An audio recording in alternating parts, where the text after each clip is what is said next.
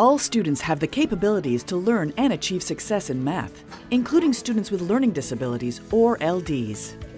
The York Region District School Board has a comprehensive math program to engage all learners through deep learning, innovative teaching, and sound assessment. We promote a comprehensive math program in our board. In a comprehensive math program, there's 3 different components that we look at. We look at the environment, we look at the learner, and we look at the learning experiences. Thinking in terms of our students with a learning disability, that's just more information to add on. So we get an insight into what are their areas of strength. How can we use those areas of strength to help support those areas of need and make sure that they can be successful and have access into the learning.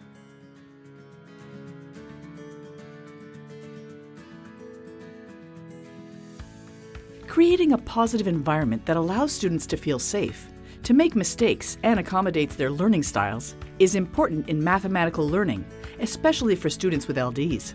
First, we really want to be creating an environment where students feel safe, where they feel that they're included and part of the learning, where there's equitable opportunities to engage in those learning tasks. That may look, when we think about the physical spaces, desks or tables are created in such a way that engage in collaboration, giving students opportunities to talk and share through their learning as they're developing their understanding. Part of it is the getting to know your learner and what do they need. So is there times where they need a desk all by themselves because they need that time to focus? Is there certain spots that if I know I have a student that gets distracted very easily, maybe having that desk or having that group right next to the window isn't the best. In addition, with thinking in terms of math, we know manipulatives are extremely important. So it's also having that in the room and so the students can have access to them at any point. So it's not just here's the manipulative for this day of learning. Sometimes I might direct them to a specific one, but it's also having that shelf and making it the norm that our students can go and get whatever they need at any point.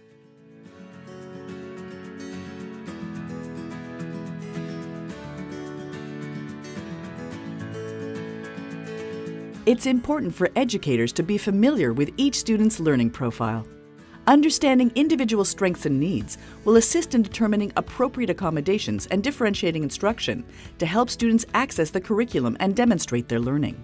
For students with LDs, individualized accommodations must be reflected in their IEP. Another way that we support students with learning disabilities in mathematics is we really look at what's in their individual education plan. So we want all of our learners to have individual education plans that are personalized. So we want the things that are listed in those plans to really, if I need support with visual motor integration or with memory, I want my accommodations to be really targeted, and I want them to have some that are specific just about math and math learning.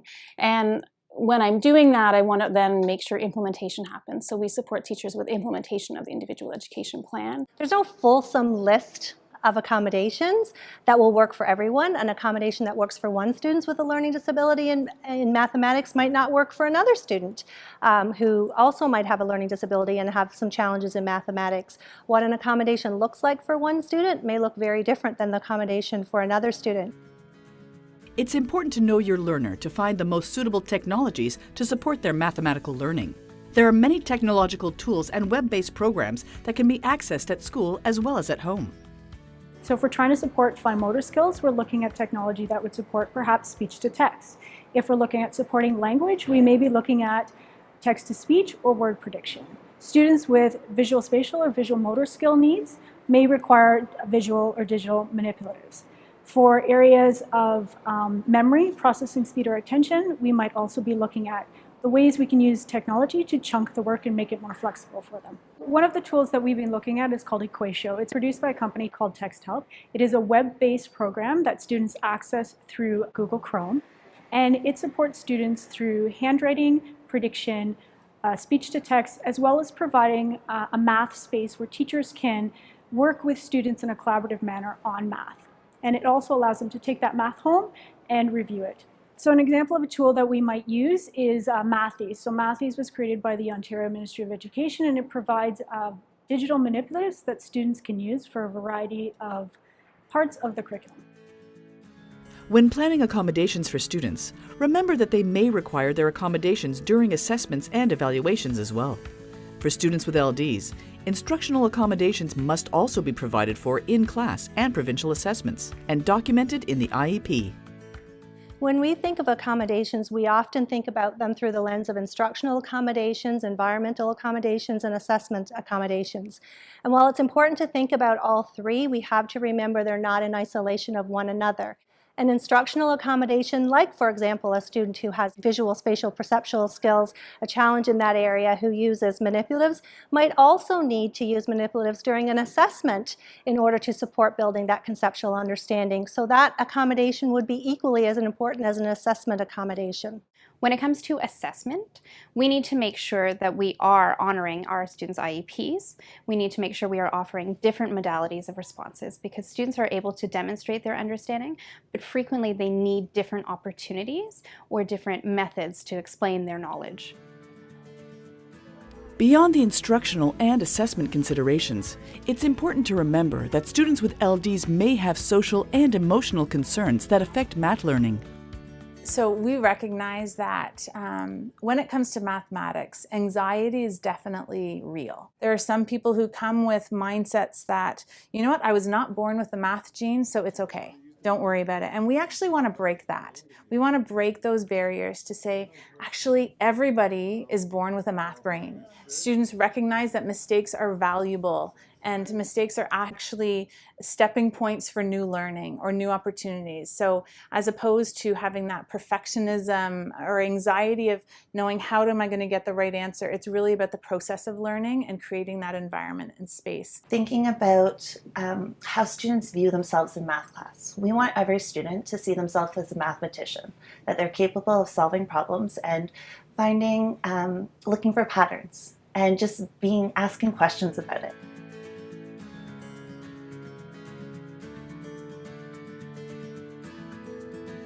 Educators can improve the learning experience for students with LDs through design and delivery of mathematical content that will allow students to develop key skills, such as problem solving. Really understanding what does a math task look like.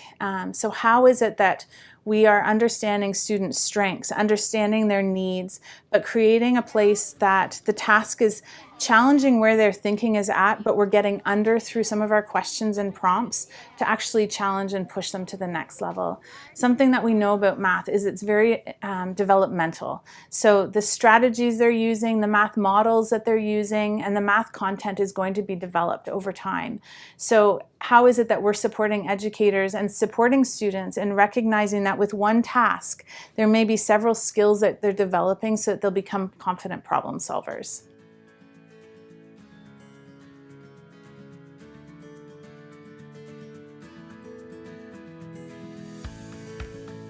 The York Region District School Board has seen success with their comprehensive math program through collaborative work amongst educators and drawing on data to support their decision-making. We work collaboratively across disciplines and across departments. Our work is intertwined with the work of the curriculum and instructional services team. So we will have special education consultants working hand in hand with math consultants in the creation of resources that are designed to support students with learning disabilities in math. So we had teachers from the regular classroom. We had teachers from the Student Support Center. We had teachers from the math curriculum. We had psychologists, and we all came together to try to understand more deeply what was happening for students who were struggling in math. The resources and supports that we provide educators and schools and families, it's a very strategic approach. So we use rich, varied data sets to tell us what the need is, and then we very strategically pinpoint that need in the development and the provision of resources and support. The work they have undertaken as a team has led to positive outcomes for students and educators alike.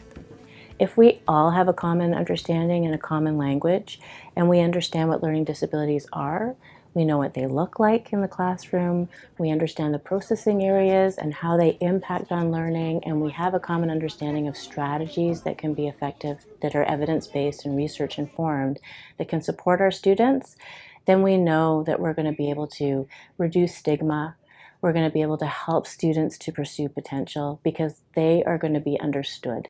And it also, I think, really really built the idea and understanding that, you know what, targeted intervention in math works. And that if we have specific intentional strategies in mathematics, we're going to see results for our students with learning disabilities. And that's empowering for teachers. We need creativity. We need critical thinking. And in mathematics, those are skills that are built every day within the classroom. Math is part of our everyday lives, and it's important that all students have the support and skills to be confident and successful. With innovative technologies, individualized accommodations, an understanding of what learning disabilities are, and what supports are available inside and outside the classroom, any student can learn and do math. For more information on how to support your students with learning disabilities in math, visit ldAtSchool.ca.